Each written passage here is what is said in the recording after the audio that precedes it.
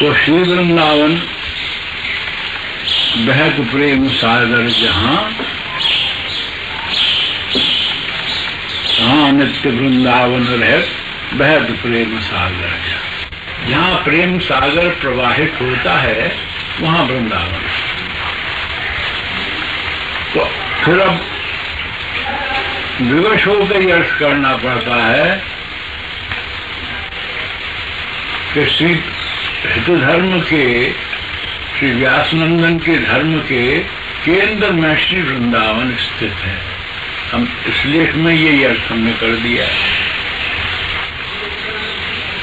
इस धर्म के केंद्र में सारा धर्म जो चक्कर काटता केंद्र उसको कहते हैं कि जिसके चारों तरफ कोई चीज घूम रही हो उसको केंद्र है, जिसके चारों तरफ सारी बातें घूम रही हैं। तो मतलब ये है कि ये श्री वृंदावन जो है, यहाँ की सारी उपासना ये श्री वृंदावन का चक्कर लगाती रहती है। इस चक्कर में से कोई अंश, कोई उपासना का अंश निकल गया तो वो व्यासनंदन के धर्म से हट गया। इसकी परिधि में रहना चाहिए। एक तो सेंटर होता है और एक सरकमफ्रेंस होता है। तो ये गोला है ना, तो ये तो कहलाता है, ये गोला ये तो कहलाता है परिधि, और ये सेंटर बीच में जो होता है। तो इसकी व्यंजना ये हो गई कि अगर ये जो केंद्र में जो श्री वृंदावन स्थित है इस धर्म के में, इसकी परिधि है। केंद्र तो परिधि का ही होता है, तो परिधि है इसकी। तो इसमें ये व्यासनंदन के धर्म में शुद्धता कहाँ तक रहेगी? जब तक वो श्री वृंदावन की परिधि में रहा आवेगा। अब समझ गए? जब तक वो श्री वृंदावन की परिधि में रहेगा, उसके सरकमफ्रेंस में रहा आवेगा ये धर्म, तब तक तो शुद्ध रहेगा। इसकी परिधि में से हट गया अगर, श्री वृंदावन के, यूँ कहना चाहिए कि श्री वृंदावन के प्रभाव क्षेत्र में से हट गया, यूँ समझ। श्री वृंदावन के प्रभाव क्षेत्र में से यदि धर्म ये हट गया तो फिर वो हिंदू धर्म नहीं रहा और कुछ बन गया। तो समझिए कि श्री वृंदावन का कितना बड़ा महत्व हो गया। अब यहाँ तो श्री वृंदावन ही है, दूसरी बात ही नहीं है। हाँ, तो केवल श्री वृंदावन रह गया अब तो। अच्छा, सारे धर्म के लक्षण में कहीं प्रियालाल का नाम नहीं। सेवक जी की रचना तो देखिए, अंत में जाकर कह दिया है कि श्री राधा युग चरण निवास। वहां भी अकेली प्रिया का नाम लिए, ठाकुर जी का तो नाम है ही नहीं, सखियों का नाम है ही नहीं।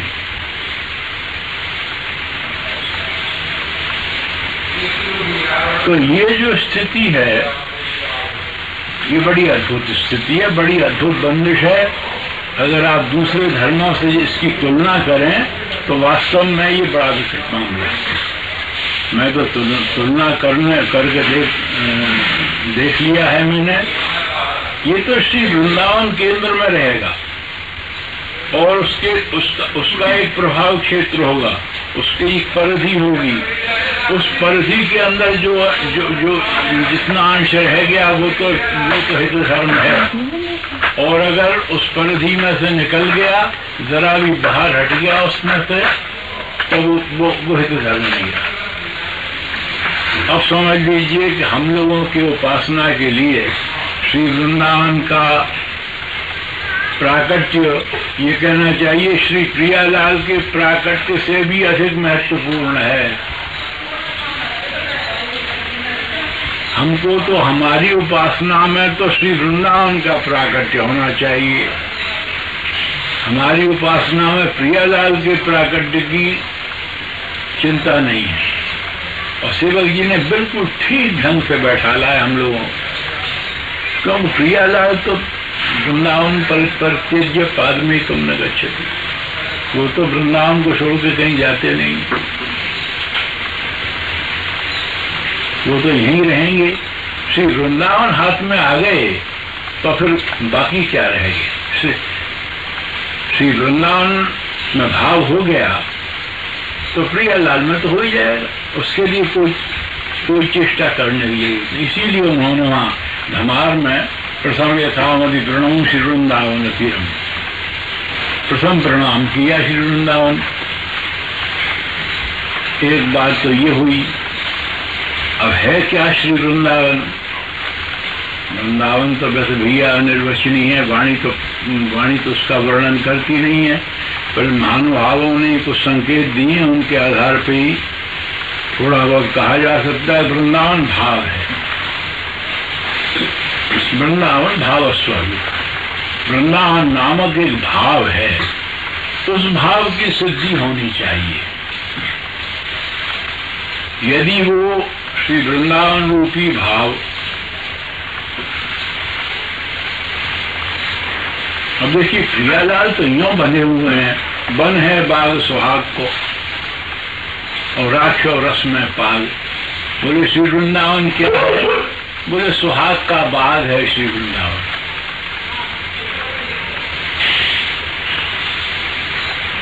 सुहाग तो समझते ही हैं, सुहाग का बाग है श्री वृंदावन।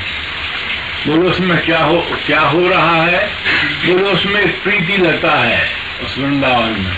देखिए उपासना कहाँ जा रही है, उस वृंदावन में एक प्रीति लता उत्पन्न हो गई है, हो रही है अनंत काल से और अनंत काल तक रहेगी। उस वृंदावन में एक प्रीति लता है, उसमें गौर और श्याम दो फूल लगे हुए। तो ये कितनी विकट उपासना हो गई। श्री वृंदावन में कोई प्रीति लता है, पहले तो श्री वृंदावन का स्पर्श मन में, उपासना के ढंग से बात करूं जिससे कि आपको भजन करने में सुविधा हो। पहले तो श्री वृंदावन का स्पर्श सबसे पहले, उसमें से फिर बेली चले, प्रीति लता चले, उस वृंदावन भाव में से फिर प्रीति लता चले। वो प्रीति लता जहां चली उसमें जो फूल निकलेगा, जब वो फूलेगी प्रीति लता, उस समय उसमें से जो प्रीति लता चली श्री वृंदावन भूमि, उस भाव की तो हो गई भूमि, यूं समझो श्री वृंदावन की तो हो गई भूमि, और उस भूमि में से प्रीति की लता चली। और वो जब श्री व्यासनंदन ने कृपा करी और वो कहीं फूल उठी लता, पहले तो लता, उस भाव में से लता का चलना ही मुश्किल, पहले तो भाव का आना ही मुश्किल। श्री वृंदावन रूपी जो भाव है उसका उदय होना ही महाभाग्य का परिपाक है।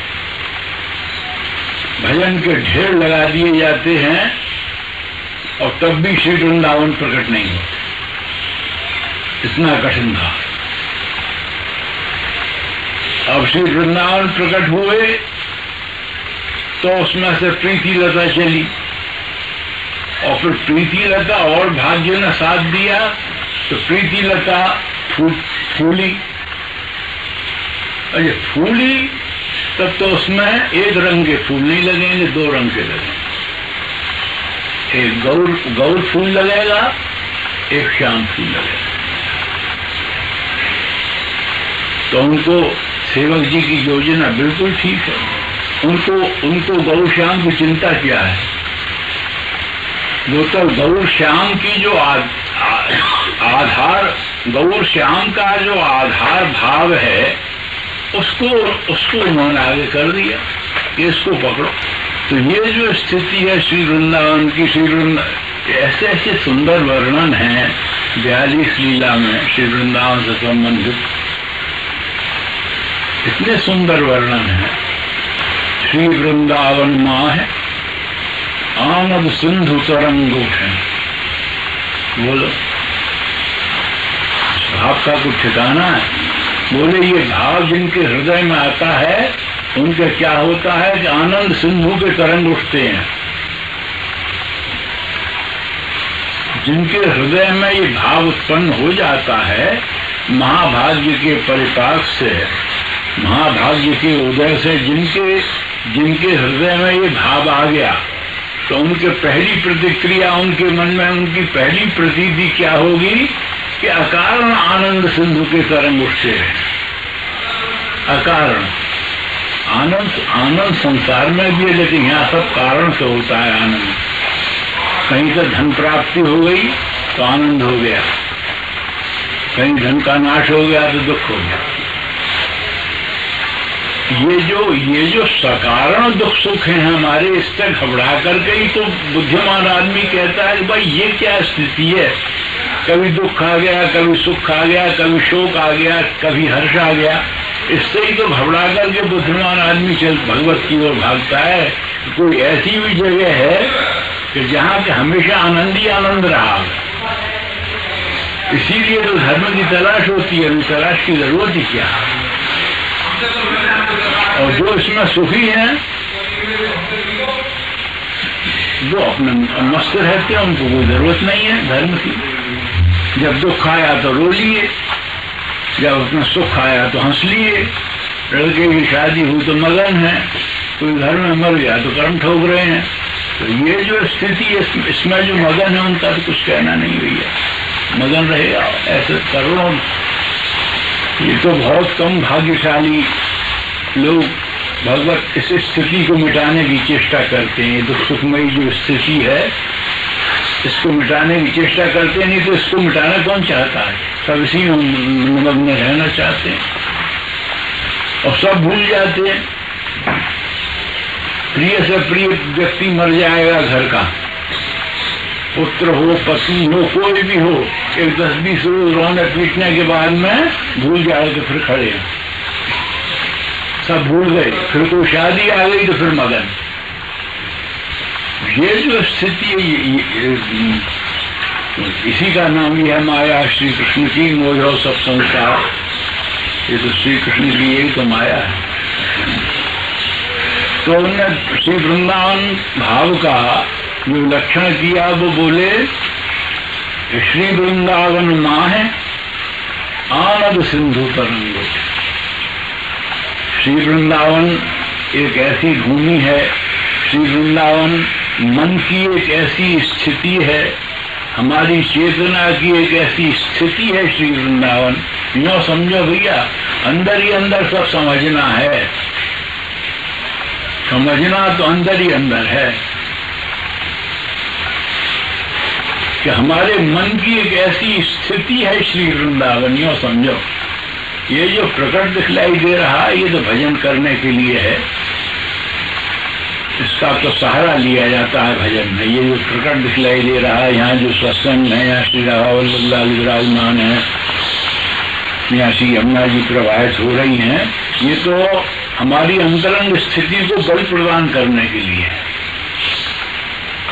स्थिति तो अंतरंगी है, ये तो उसको बल प्रदान करते हैं सब। यहाँ जो सत्संग होते हैं, रासलीला होती है, सब बल देते हैं। तो स्थिति अंतरंग है,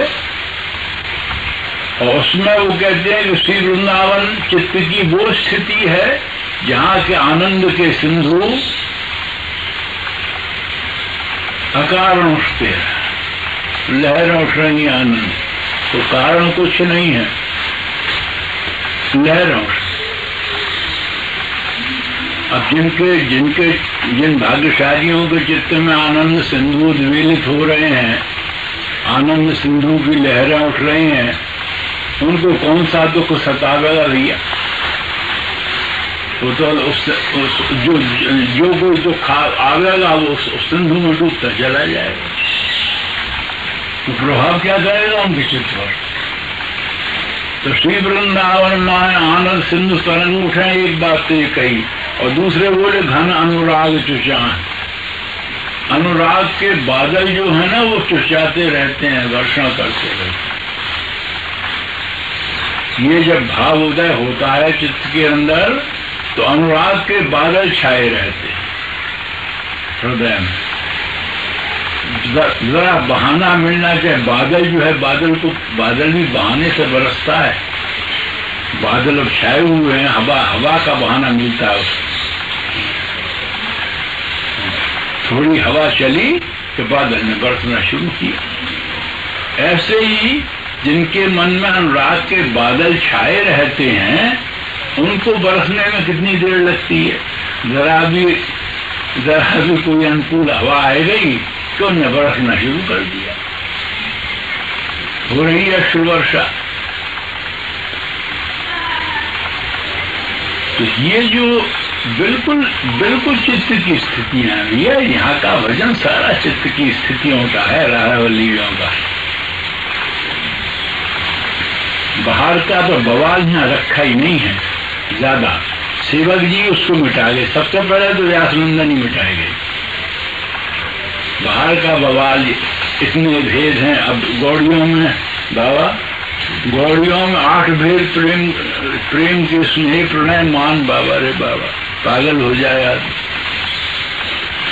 8 भेद महाभारत तक ले गए होते हैं। और यहाँ एक बात कह दी भरद्वाज जी ने, सब अंगन को दे तो सुख, यह कौतुक बिन अंग। बोले हमारा कौतुक, हमारा कोई आश्चर्यमय, हमारी कोई आश्चर्यमय स्थिति ऐसी है जो कि उसमें कोई अंग नहीं है। अंग कुछ नहीं है, भेद प्रभेद उसमें कुछ नहीं है, और सब अंगों का सुख आता है।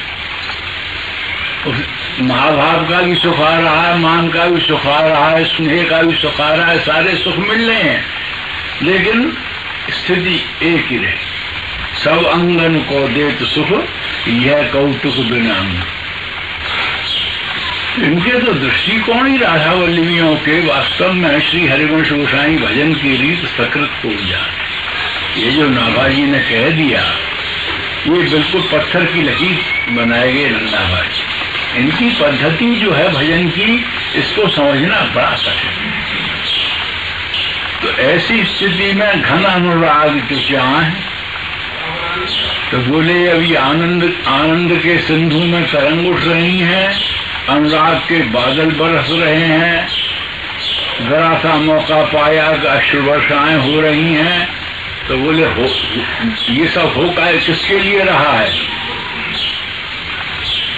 घन अनुराग चुचाएं फूले छवि के फूल। 2 छवि के गौर श्याम फूले रहे, इसके लिए तो ये अश्रु वर्षाएं हो रही हैं। समझ रहे हो ना? इसके लिए ये अश्रु वर्षाएं हो, अनुराग की वर्षा इनका पोषण कर रहे।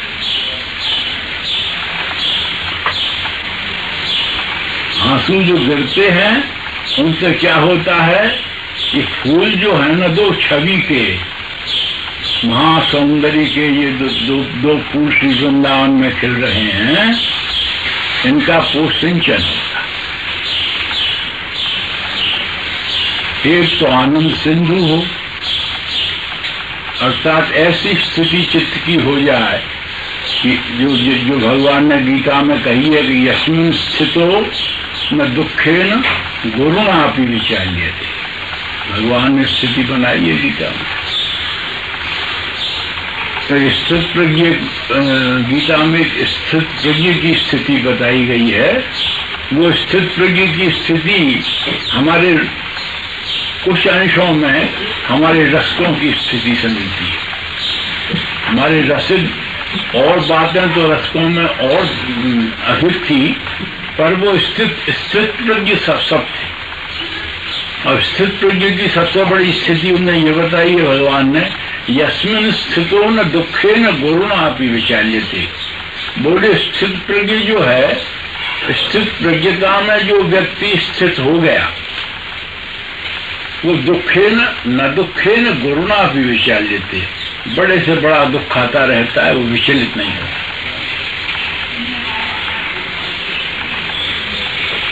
तभी तो ध्रुवदास जी कहते हैं कि सबसे कठिन उपासना प्रेम पंथ रसरी। भैया यहाँ से खेल नहीं, बड़ी कठिन उपासना। ये तो भगवत कृपा से ही अगर हाथ में आवे तो आवे, लेकिन इसके लिए प्रयास तो करना ही।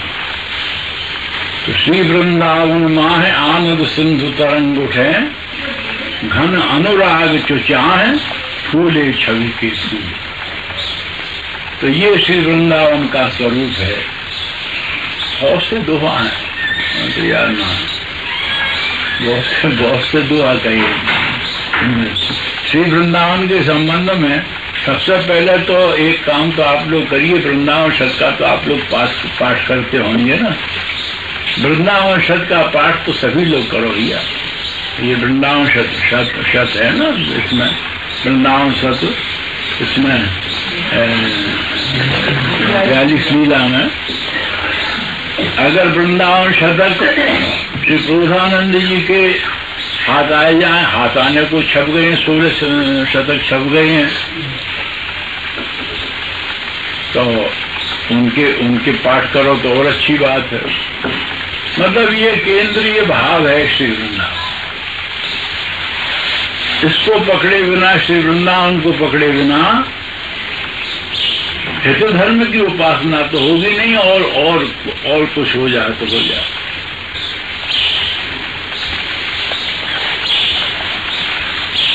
तो श्री वृंदावन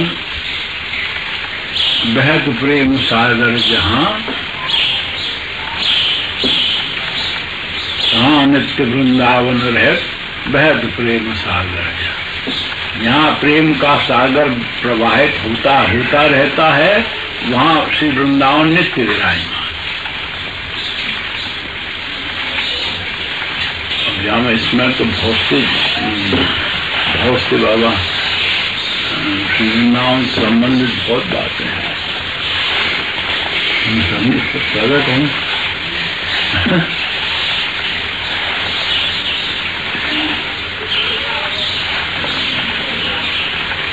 मैंने कल ये भी कही,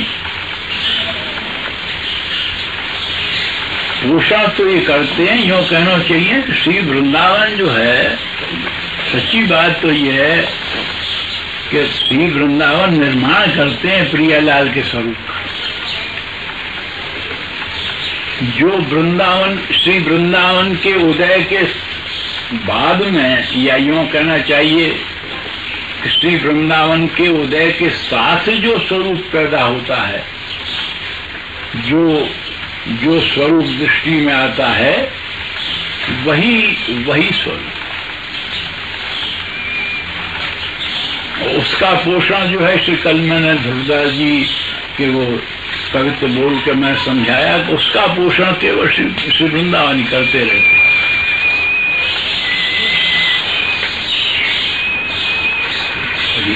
और जो इसमें कही गई हैं, पढ़े लिखे तो सभी हो, श्री वृंदावन के संबंध में बहुत सी बातें हैं इसमें लेख में, देख लीजिए लेख में।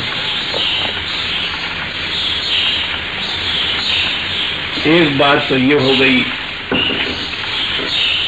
श्री वृंदावन के स्वरूप के संबंध में। ये समझ लीजिए, संक्षेप में ये समझ लीजिए कि श्री वृंदावन ही गति है राधा वल्लभियों के लिए। श्री वृंदावन भाव जो है इसी की चेष्टा में लगी है। ये आना चाहिए, वृंदावन को नाम रट, वृंदावन को देख। कैसे कैसे बढ़िया दुआ कही है वृंदावन शब्द में। वृंदावन को चिंतवन, यह दीप और बार। श्री वृंदावन का चिंतन कर और यही दीपक अपने हृदय में जला ले। श्री वृंदावन के चिंतन रूपी दीपक अपने हृदय में जला ले। तो बोले इसका परिणाम क्या होगा?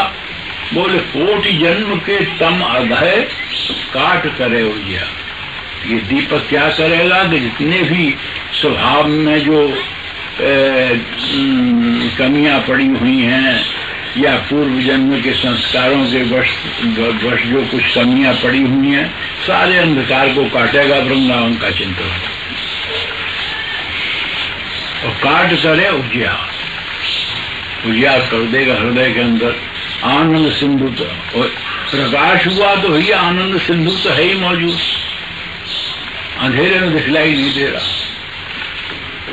ये जो अंधेरा पड़ा हुआ, नहीं तो आनंद सिंधु तो अंदर अंदर उद्वेलित होता ही रहता है, प्रतीति नहीं हो रही अंधेरे में। उजेला जहां हुआ तो मालूम पड़ेगा कि ये तो आनंद सिंधु है। आनंद सिंधु आया तो अनुराग घन उठे, अनुराग घन उठे तो वो प्रियालाल का सिंचन हुआ, छवि के फूल खिल गए। फिर क्या है? तो वृंदावन को नाम रट, वृंदावन को देख, जो चाहत विश्राम ध्रुव, वृंदावन उल्लेख, वृंदावन वृंदा विपिन, वृंदा कानन, छिन छिन रसना रढ़त रहो श्री वृंदावन सुख देन। एक बात कही, मैं तो कह देता हूं लोगों से कि श्री वृंदावन नाम का ही रटन करो।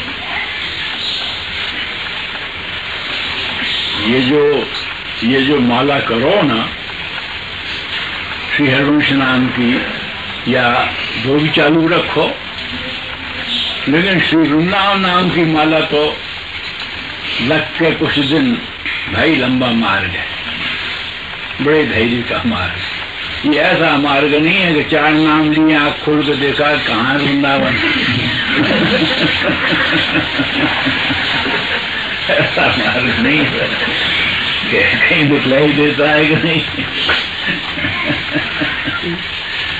ये बड़े लंबे मार्ग हैं, और लंबे हमारे कर्मों ने बना रखे हैं। पूर्व जन्म के ऐसे कर्म और ऐसे स्वभाव बिगड़े हुए आए हैं तो उनकी वजह से लंबे बन गए हैं, कुछ नहीं लंबे हैं। अगर अच्छे स्वभाव, अच्छे संस्कार आए हों तो भगवत का मिलना, तो भगवत तो मिले ही हुए हैं, गए कहाँ हैं? वो तो मिले ही हुए। तो बस श्री वृंदावन के संबंध में बस काम की बात यही है कि श्री वृंदावन सत का पाठ करिए नियम पूर्वक, और अगर पूरा सत का पाठ करने का मिले, लेकिन तोता रटंत नहीं, तोता रटंत नहीं कि सारा पाठ हो गया, अंत में जाके पता लगा कि हम पाठ कर चुके। जब खत्म हो गया तब पता लगा कि चलो पाठ खत्म। बीच में कहीं पता ही न लगा कि कहाँ क्या हो गया है।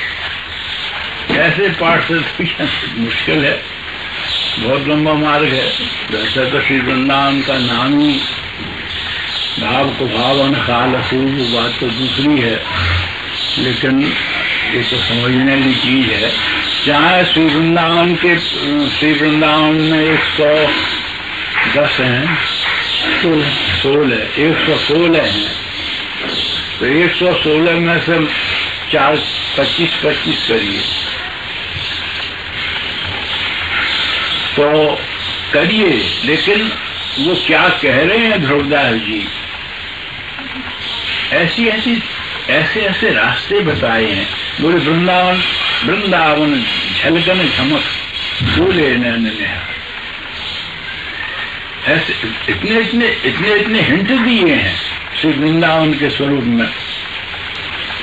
श्री वृंदावन दूधपत्र की उपमा को नहीं आन, कोट वैकुंठ हूँ कहे न जा समा। तो ये जो अरे एक छोड़िए सारा वृंदावन, एक पत्ता की तो झलक आने की आशा करिए पहले। अगर एक पत्ता झलक गया श्री वृंदावन का, बस सारे वन की बात छोड़ो, एक पत्ते की झलक आएगी जिस दिन हृदय में भाग्य इतना साथ दे गया, तो ये चलना से ही आवेगी। वृंदावन सत का पाठ करोगे, मन में सोचोगे कि भाई हमारी गति तो श्री वृंदावन ही है, वृंदावन भाव, तो फिर वो झलक आने के चांस संयोग उत्पन्न होंगे, नहीं तो झलक आवेगी कर। एक पत्ता बहुत काफी है, श्री वृंदावन का एक पत्ता झलक उठे, अपने वास्तविक रूप में झलक जाए, सारे स्वभाव बदल जाएगा। जिस स्वभाव से हम बड़े दुखी हैं किसी तरह से बदलता है, ऊपर से बदलना चाहते हैं, ये बदलेगा भीतर से। ये भी बात मैंने इस लेख में लिखी। हमारा स्वभाव क्यों नहीं बदलता है?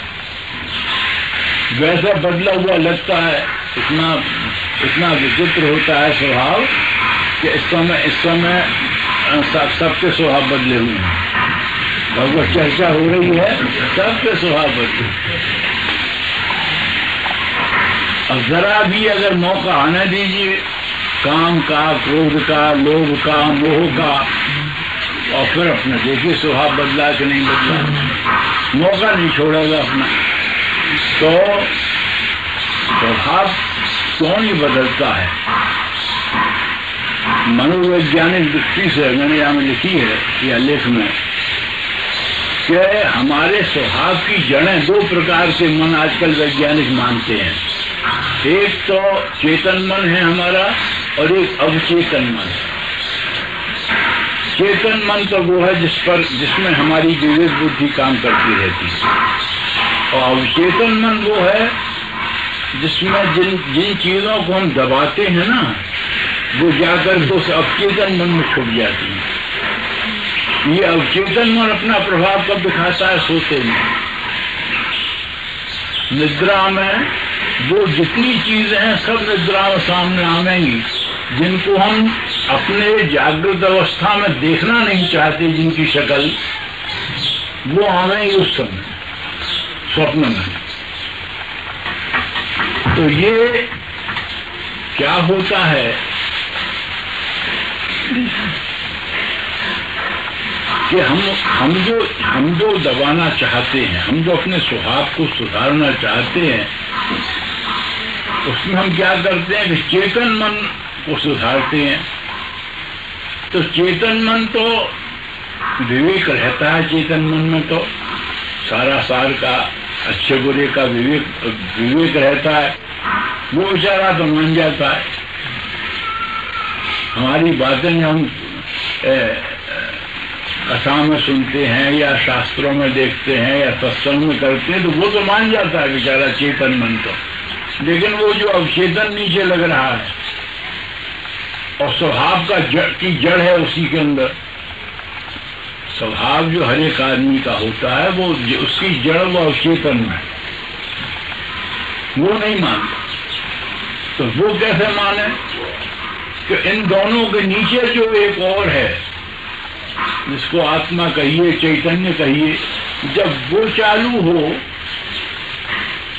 तो दोनों गए, फिर दोनों सुधरे। फिर मान लीजिए ऊपर से लाइट डाली, वो लाइट जो है अमुक दूरी तक गई, उसके बाद में अंधेरा छाया हुआ है, उसको पार कर नहीं सकी। एक स्थिति तो ये है। दूसरी स्थिति ये है कि नीचे से लाइट आई, तो नीचे से जो लाइट आई वो तो पहले अवचेतन को ठीक करती आई, क्योंकि उसके निकट तो सबसे पहले अवचेतन है, वो तो पहले उसको ठीक करती आई। अब वो ठीक हुआ तो चेतन तो बेचारा ठीक हो ही जाता है, कहने सुनने से ही मान जाता है। तो किसी तरह से ये चेष्टा करनी चाहिए कि एक पत्ता फूल की, एक श्री वृंदावन की फूलों की एक पखड़ी किसी तरह से चमके, हृदय में भाषित हो, तो सारे स्वभाव आदि जिनका कहीं पता नहीं लगेगा, सारे सब ठिकाने पे आ जाएंगे।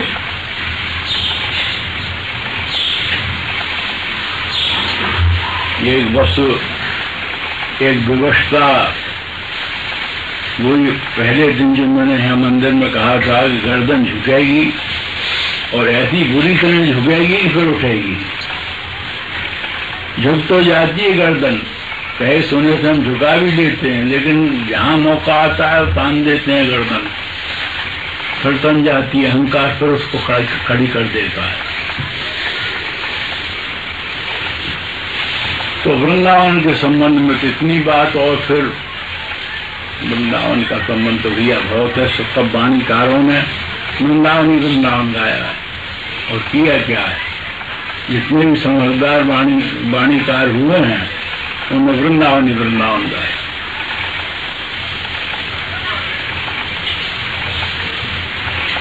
तो धर्म का स्वरूप तो ये हो गया।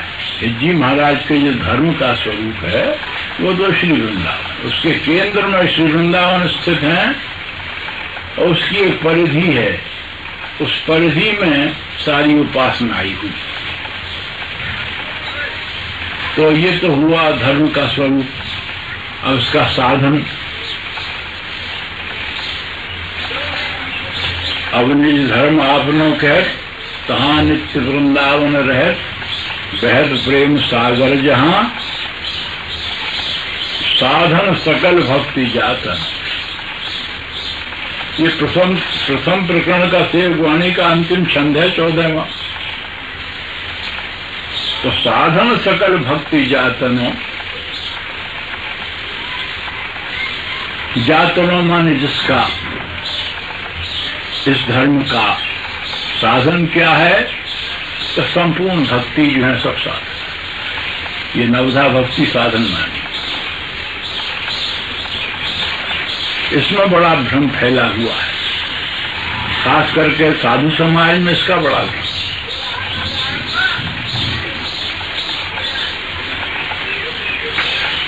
हम सब ये साधु लोग जो पूछते हैं वो इसी पॉइंट पे ज्यादा बात करते हैं। बात ये कि नवधा जो है साधन है, इस बात को बिल्कुल एक जगह नहीं है। सेवक वाणी में नवधा को साधन सेवक जी ने कम से कम 4-5 बार बताया है। तो नवधा से मतलब संक्षेप में समझ लो सेवा।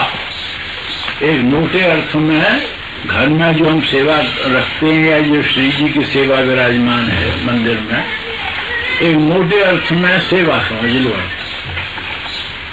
तो सेवा यदि रसपक्ष के घर में हो रही है, रसपक्ष के श्री जी में हो रही है सेवा 3 प्रकार से होती है, तन से, मन से और धन से। श्री जी की सेवा में भी तीनों चाहिए, घर की सेवा में भी तीनों चाहिए। इनके बगैर तो सेवा हो नहीं सकती। और तन मन धन ये तीन ही आसक्ति के केंद्र हैं संसार में। या तो तन में है आसक्ति आदमी की, या अपने मन में है, या धन में। तो जिन्होंने सेवा का विधान किया, जिन महानुभावों ने, उनने इन तीनों को भगवत के चरणारविंद में लगाया। तन को भी लगाया, मन को भी लगाया, धन को भी लगाया। तो इनमें जो कुछ दोष था तीनों में सब सारा निकल गया। तो सेवा घर में खूब रसपश करनी चाहिए, प्रेम पूर्वक। ये सेवा करने से बस अपने 3 ही तो साधन माने गए हैं, नाम, वाणी और सेवा। नाम और वाणी पाठ और सेवा, 3 ही। एक प्रकरण का पाठ ये समझ लीजिए कि एक प्रकरण का पाठ टीका सहित। ये हो गया। भगवान जी की वाणी में से श्री वृंदावन सत्ता पाठ 200 पाठ हो गए। अगर ये इतना टाइम नहीं मिलता है तो एक दिन एक करो, दूसरे दिन दूसरा करो। भाई गृहस्थी में बैठे हो, क्या कहें, गृहस्थी में बैठे हो ना, गृहस्थी कैसे बंधन होते हैं। अच्छा, नाम करो। नाम जो है गृहस्थ में सबसे बढ़िया ये है कि चलते फिरते नाम करने का अभ्यास करो। बैठ कर तुम्हें टाइम नहीं मिलेगा, चलते फिरते अभ्यास करो। और वाणी हो गई, और सेवा जो है उसके लिए जरूर है कम से कम और कुछ न हो। भजन मार्ग छप गया है, तुम्हारे फोन के पास है भजन मार्ग। भजन मार्ग में जो रीति बताइए उस रीति से सेवा, वो अष्टयाम पद्धति है। भजन मार्ग जो है अष्टयाम का ही नाम है दूसरा। अष्टयाम में अर्थ नहीं है पदों के, भजन मार्ग में पद के अर्थ दिए गए हैं। उत्सवों की पोशाक और ये तमाम बातें सभी लिखवाई देनी है। भजन मार्ग की रीति से तो सेवा और नाम वाणी, सेवा इसके द्वारा राधा रति को गाढ़ करिए। राधा रति गाढ़ हुई तो उसमें श्री वृंदावन का उदय, नाम वाणी सेवा, इसके द्वारा राधा रति को गाढ़ करिए। बहुत बढ़िया एक 2 लाइन कही है नागरीदास जी ने। नागरी नवरंग निकुंज हितकल्प तरु, नागरी नवरंग निकुंज हितकल्प तरु, पत्र फल फूल सर्वांग गौरांग पर। बोले कोई श्री वृंदावन में कोई एक नागरिकतापूर्ण कोई कुंज है, उसमें एक प्रेम का कल्पतरु लगा हुआ है उस कुंज में। ये देखिए कहाँ से पकड़ा है बात को। श्री वृंदावन में कोई एक नागरिकतापूर्ण कोई कुंज है, उसमें एक प्रेम का कल्पतरु उत्पन्न हो गया है। तो वो उस प्रेम का जो कल्पतरु है, हित का जो कल्पतरु है, कल्प वृक्ष है, उसके वो कहते हैं पत्र फल फूल सर्वांग गौरांग पद। उसके पत्ते फूल फल और जो कोई भी अंग है उसके, टहनियां मोटी मोटी डालियां, जो कुछ भी है उस प्रेम का, वो गौरांग पद, श्री राधा के चरण कमल है उस प्रेम के। तो ऐसे यहाँ पे ये स्थिति है कि सर्वांग गौरांग पद है प्रेम का। हमारे प्रेम का कण कण जो है वो श्री राधा ही है।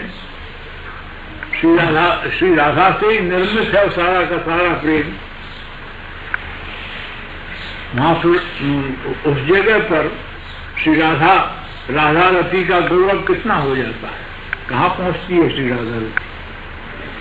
और इस स्थिति में जहां कहीं आ जाएगा सर्वांग गौरांग पद जहां हो गए, वहां इस स्वाभाविक बात है श्री वृंदावन प्रकट है।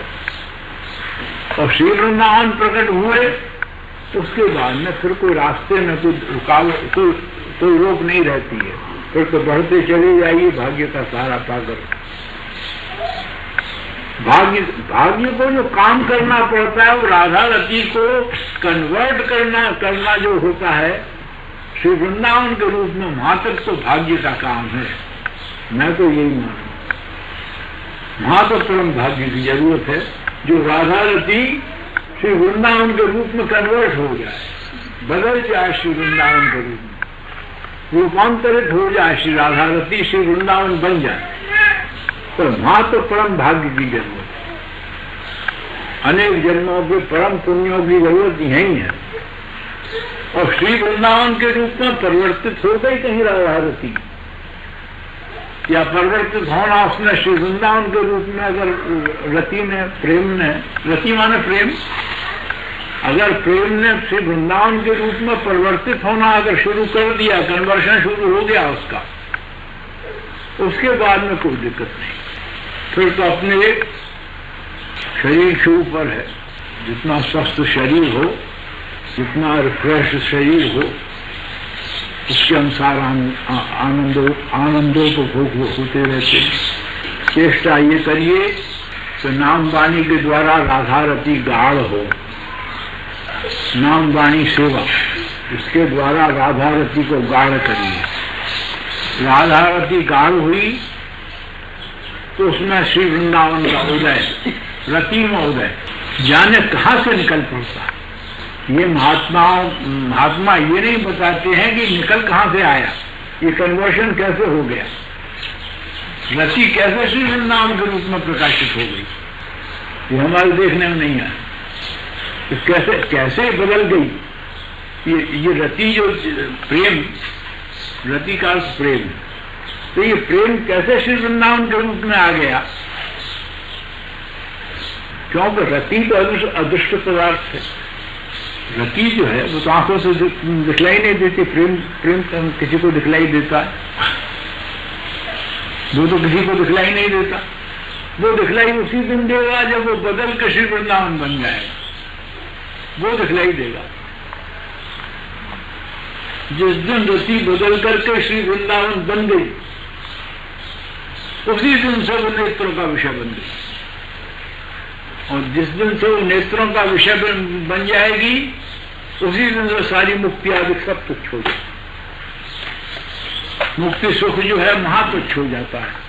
ये तो महात्माओं ने बताया है, लेकिन ये नहीं बताया है कि किस तरह से कौन सा वो प्रोसेस कौन सा होता है जिसके द्वारा अनायास बन जाती है। ऐसा ये गाढ़ होते होते, राधा प्रेम गाढ़ होते होते, गाढ़ से गाढ़ जहां होता चला गया राधा प्रेम। घबराने की कोई बात नहीं है, असंभव कोई बात नहीं। राधा प्रेम गाढ़ हुआ, जैसे जैसे वो गाढ़ होता चला गया,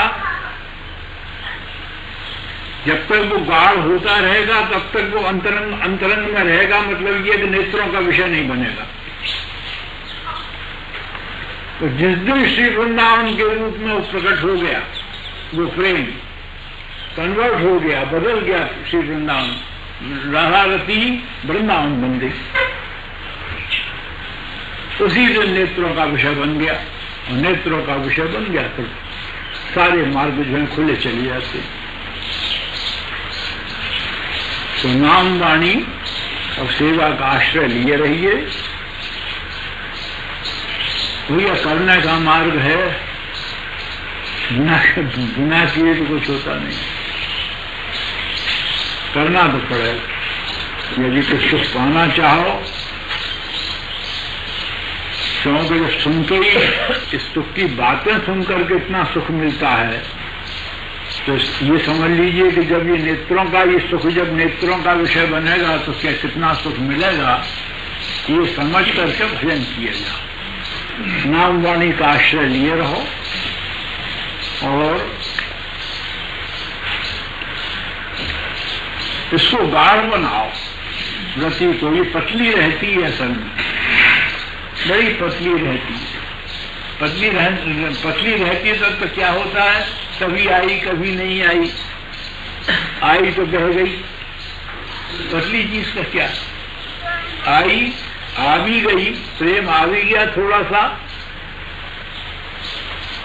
तो बह के लंबा पड़ा, वो भी गया। ये जो स्थिति बनती है, गाढ़ हो जाती है जब ये रति, तो टिकने लगती है हृदय के अंदर। हृदय के अंदर टिकी 1 साल 2 साल अगर ये टिक गई हृदय के अंदर, चलित नहीं हुई, तो निश्चित रूप से श्री वृंदावन प्रकट होगा उसमें। और श्री वृंदावन प्रकट होकर अब यहाँ की मौजें जो हैं श्री वृंदावन भाव की, वो तो वाणियों में वर्णित हैं भैया। यहाँ त्रिभुज समीर बहता है मंद सुगंध, शीतल मंद सुगंध। एक लक्षण देख लीजिए, तो शीतल मंद सुगंध पवन बहता रहता है श्री वृंदावन। श्री वृंदावन प्रकट हुए तो शीतल मंद सुगंध पवन जो स्पर्श कर रहा है शरीर में। यहाँ की मौजों का क्या ठिकाना है श्री वृंदावन। तो यही करिए, नाम वाणी का आश्रय लीजिए। आप लोग सब गृहस्थों में बैठे हैं, सबके धंधे रोजगार हैं, बाल बच्चों को पालना ही है। उसमें से समय निकाल करके जितना अधिक से अधिक समय लगा सके नाम में, वाणी में, और श्री वृंदावन का आश्रय पकड़े रखिए। एक बार यहाँ का आना जाना चालू रखिए, तो ये उपासना भाग्य की और श्री व्यासनंदन की कृपा हो। उपासना बनते में देर भी नहीं लगती है। यही बात नहीं है कि कोई बहुत भारी बात, तो मैं कृपा की लहर आनी चाहिए।